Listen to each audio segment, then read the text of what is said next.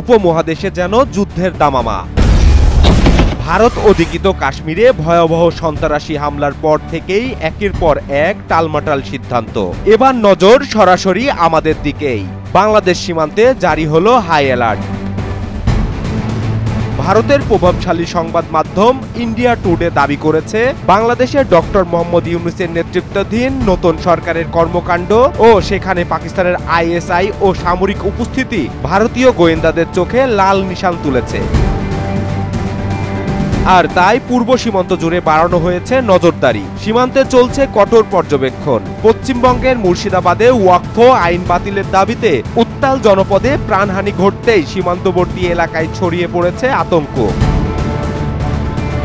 আর এরই মাঝে পাকিস্তানের প্রতিরক্ষা মন্ত্রণালয় দাবি করেছে, আগামী ৩৬ ঘন্টার মধ্যে ভারত বড় ধরনের হামলা চালাতে পারে পাকিস্তানে। কাশ্মীরে ২৬ জন নিহতের দায় ভারত চাপিয়েছে সরাসরি পাকিস্তানের ঘাড়ে, যদিও এখনো মেলেনি কোনো প্রমাণ।